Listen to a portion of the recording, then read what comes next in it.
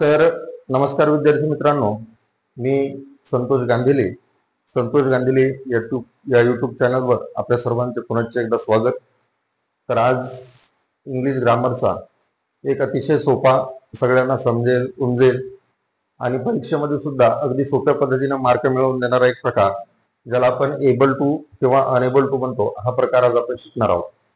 बघा, आता able to आणि अनेबल टू याचा शब्दशः जर मराठीमध्ये जर अर्थ घ्यायचा असेल तर तो असा घेता येईल. एबल म्हणजे समर्थ, एबल म्हणजे समर्थ असणे. मग साहजिकच अनेबलचा अर्थ काय होईल? असमर्थ असणे, असमर्थ असणे. आता समर्थ असणे आणि असमर्थ असणे म्हणजे काय?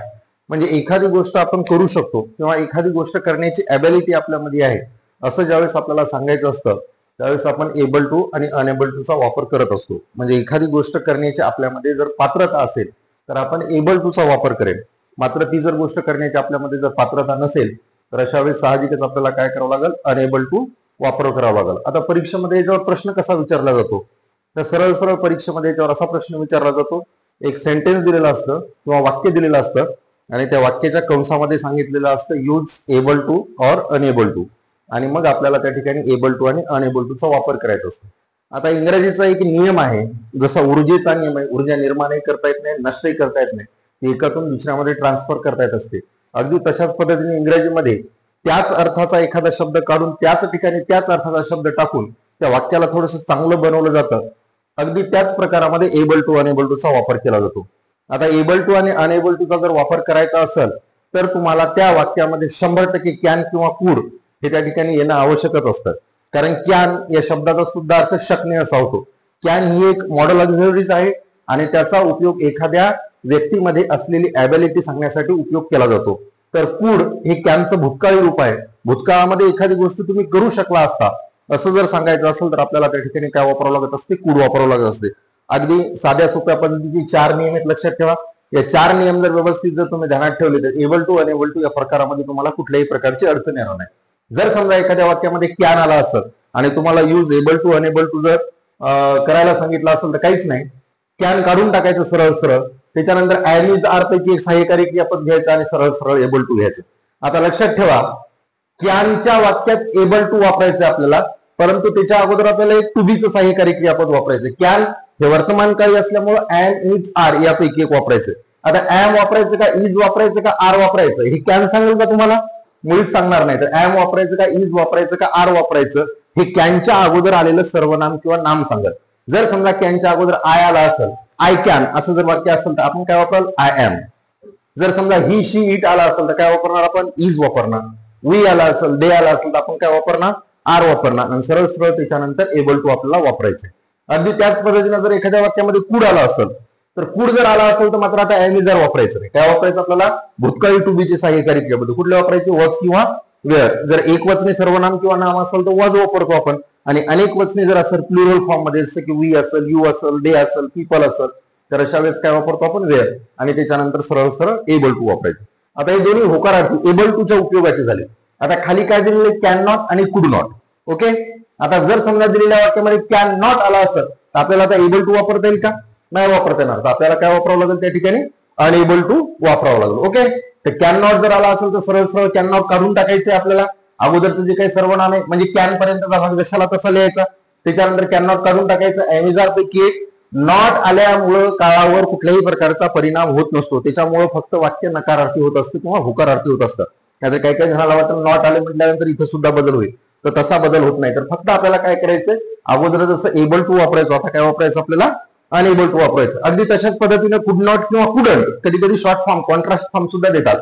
कुडंट आला असेल किंवा कुड नॉट जरी आला असेल तर त्यावेळेस वॉज किंवा वेअर यापैकी एक सहाय्यकारी क्रियापद वापरायचं आणि एबल टू वापरायचं. ओके.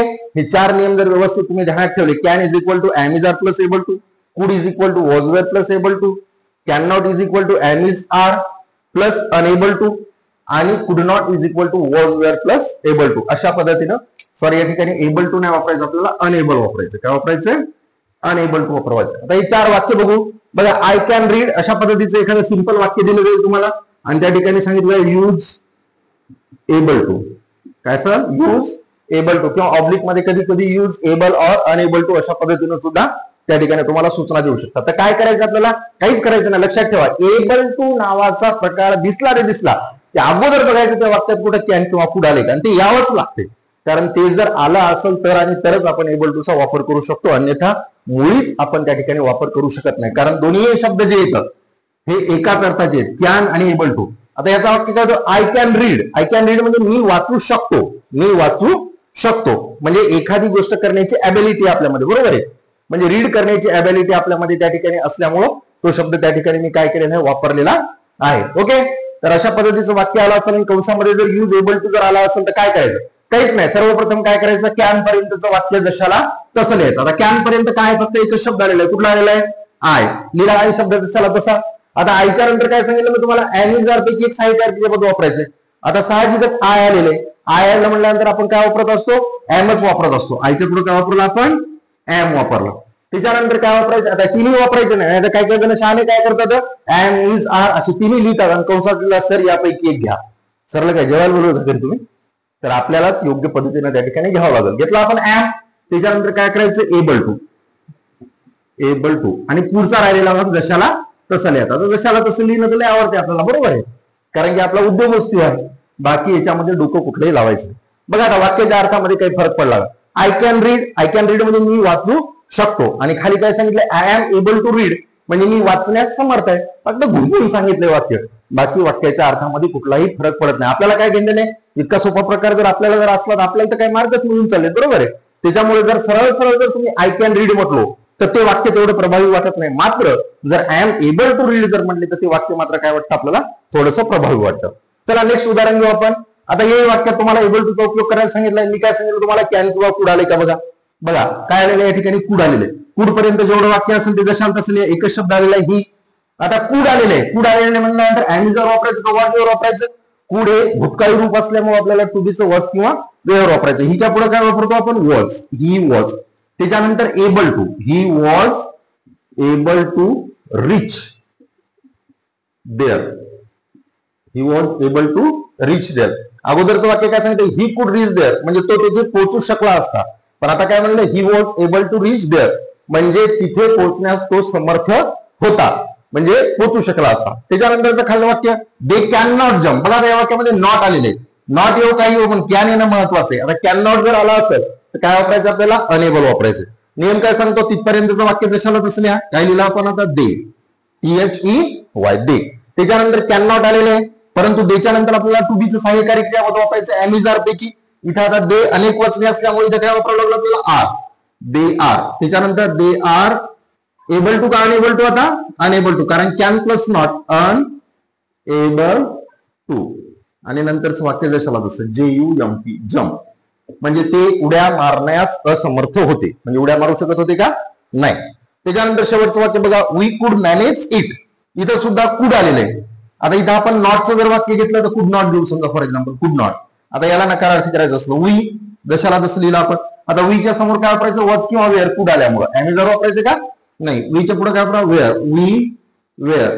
आता कुड नॉट आल्यामुळे काय आपल्याला एबल टू वापरायचं का अनएबल टू वापरायचं, अनएबल टू. शाबास, एबल टू.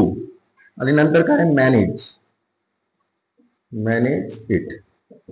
ठीक आहे. तर अशा पद्धतीने अतिशय सोपा साधा, सगळ्यांना कळेल वळेल अशा पद्धतीचे जर 4 फॉर्म्युले जर आपण व्यवस्थितपणे जर घेतले तर मला तरी वाटत नाही तुम्हाला एबल टू अनएबल टू मध्ये कुठल्याही प्रकारची अडचण येणार नाही. फक्त ध्यानात ठेवायचं, कॅन आल्यानंतर टू बीचं एम इज आर वापरायचं. त्याच्यानंतर एबल टू. कुड जर आला असेल तर was were plus able to. Can not आला असेल तर am is are plus unable to. आणि कुड नॉट आला असेल तर was were plus unable to. अशा आहे मला की तुम्हाला हा व्हिडिओ चांगल्या पद्धतीने कळाला असेल. जर समजा तुम्हाला हा व्हिडिओ चांगला वाटला तर कृपया लाईक करा, माझ्या चॅनलला सबस्क्राईब करा. आणि जे काही गरजू विद्यार्थी येतात, जे की ट्युशन लावू वगैरे शकत नाहीत, अशा विद्यार्थ्यांपर्यंत हा जास्तीत जास्त व्हिडिओ पोहोचवा. धन्यवाद.